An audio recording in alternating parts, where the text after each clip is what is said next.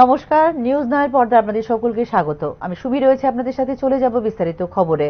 পুর সংস্থার সব সদস্য এবং চেয়ারম্যানদের পরিকল্পনা রয়েছে সরকারের। বৃহস্পতিবার বিধানসভার প্রশ্নোত্তর পর্বে এ কথা জানিয়েছেন মুখ্যমন্ত্রী ডক্টর মানিক সাহা। আগরতলা পুর নিগম, অন্যান্য পুরসভা এবং নগর পঞ্চায়েতের সব সদস্য এবং এইসব সংস্থার চেয়ারম্যান, ভাইস চেয়ারম্যানদের বেতন ভাতা বৃদ্ধির পরিকল্পনা রয়েছে।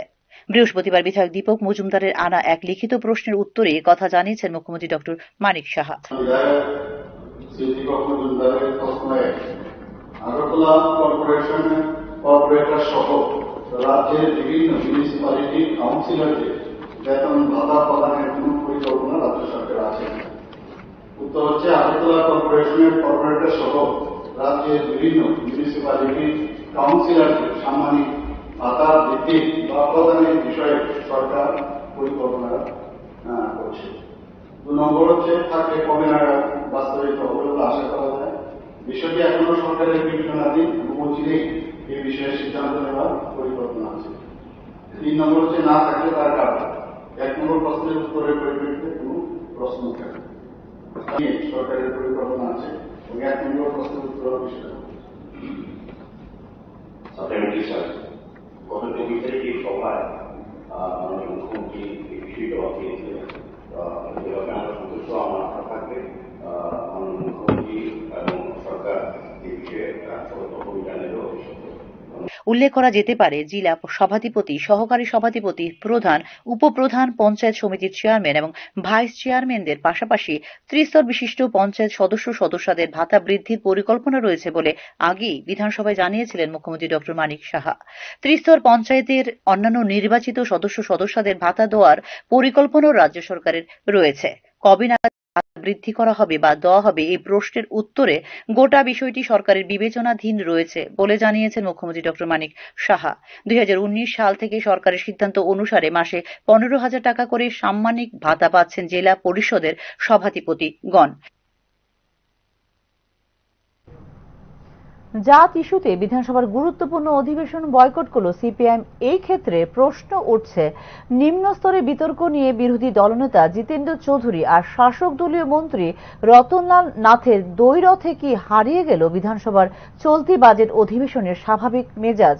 মানুষের প্রতি কি দায়বদ্ধতা ভুলে গেছেন জনপ্রতিনিধিরা? প্রশ্ন উঠছে তা নিয়েও। বিধানসভার গরিমা যেমন গণতন্ত্রে তাৎপর্যপূর্ণ, তেমনি সমান তাৎপর্যপূর্ণ জনগণের করের টাকায় চলা বিধানসভার অধিবেশন। শাসক বিরোধী বৈপরীত্য যদি এই অধিবেশনের অন্যতম বাহ্যিক সৌন্দর্য হয়, তবে তার অন্তরের সৌন্দর্য হল দুই পক্ষের ঐক্যমতের ভিত্তিতে নেওয়া সেসব সিদ্ধান্ত যার কল্যাণে আলোকিত হয় সাধারণ দুস্থ ও প্রান্তিক মানুষের অনুজ্জ্বল জীবন। বিধানসভা অধিবেশনের রাজনৈতিক গুরুত্ব যেখানে শক্তিশালী, তেমনি মানুষের আর্থসামাজিক কাঙ্ক্ষিত পরিবর্তনের ক্ষেত্রেও তার গুরুত্ব সর্বাধিক। মানুষের প্রত্যাশাও থাকে তেমনটাই। তবে ত্রিপুরা বিধানসভার চলতি বাজেট অধিবেশনে বাস্তবিক ক্ষেত্রে হলোটা কি? বিরোধী দলনেতা জিতেন্দ্র চৌধুরী আর শাসক দলীয় মন্ত্রী রতনলাল নাথের দ্বৈরথে হারিয়ে গেল চলতি বিধানসভা বাজেট অধিবেশনের স্বাভাবিক মেজাজ। রুদ্ধ হল আম জনতার আর্থসামাজিক উন্নয়নের জন্য শাসক বিরোধী সমৃদ্ধ আলাপ আলোচনা ও সিদ্ধান্ত গ্রহণের সর্বোত্তম সুযোগ। কারণ ইতিমধ্যে তুমি কে হে হরিদাস গোছের যে গ্রাম্য বিতর্ক বিধানসভা প্রাঙ্গণে শুরু করেছিলেন শাসক বিরোধী নেতারা, সেই বিতর্কের মোড় শেষ পর্যন্ত ঘুরে গেল রাজনীতির কানা গলিতে। চলছে জাত নিয়ে ব্যাখ্যার জন্য বিজেপি ও সিপিএম এর নিজস্ব সৃজনশীল পাল্টাপাল্টি সংবাদ সম্মেলনের পালা। কে কত কথা মাইকের সামনে বেশি বলতে পারে তার বেদম প্রতিযোগিতায় বাড়ত মানুষের কল্যাণ নিয়ে নির্বাচিত জনপ্রতিনিধিদের দায়বদ্ধতা। ইতিমধ্যেই অধিবেশনের বাকি সেশন বয়কটের সিদ্ধান্ত নিয়েছে সিপিআইএম দল। ওদিকে নিজেকে বিজেপির সবচেয়ে তর্কবাগীশ মন্ত্রী হিসেবে পরিচিত ভাবার জন্য সর্বদা ব্যাকুল মন্ত্রী রতনলাল নাথের তর্জন গর্জন ছাড়া নাকি অধিবেশনকে রীতিমতো পাঞ্চে লাগে বলে বক্তব্য তারই সতীর্থদের। সুতরাং এই বিষয়ে মন্ত্রী বাহাদুরের ঐকান্তিক আগ্রহের একাধিক রেকর্ড প্রমাণিত হয়েছে বারবার।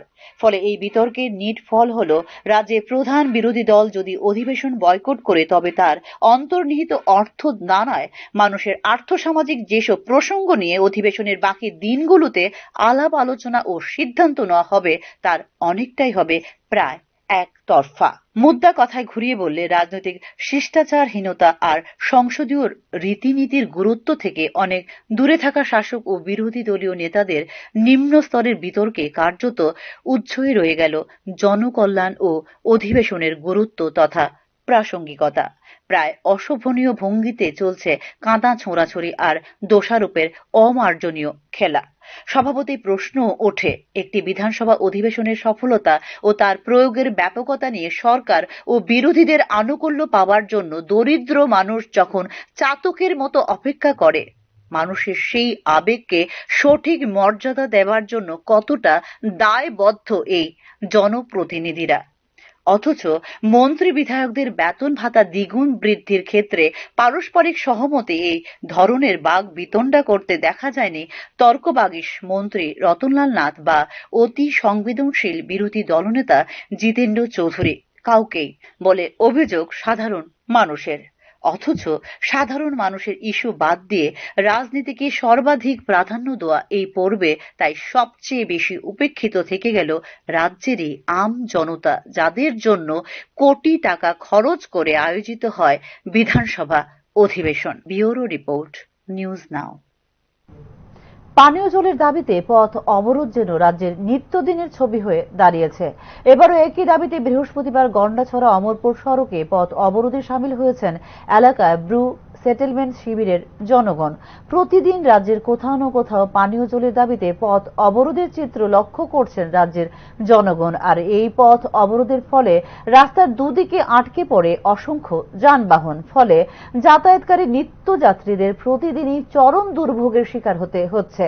গন্ডাছড়া অমরপুর সড়ক সংলগ্ন এলাকার ব্রু সেটেলমেন্ট শিবিরের জনজাতি অংশের জনগণ দীর্ঘদিন যাবৎ পানীয় জলের অভাবে ভুগছেন।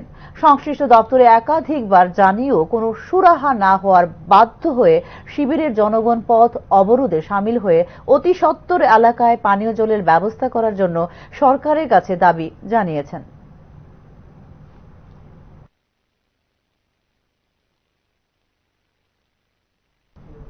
এখনকার মতো সংবাদ এই পর্যন্তই। পরবর্তী সংবাদ দেখতে চোখ রাখুন নিউজ নাও এর পর্দায়। নমস্কার।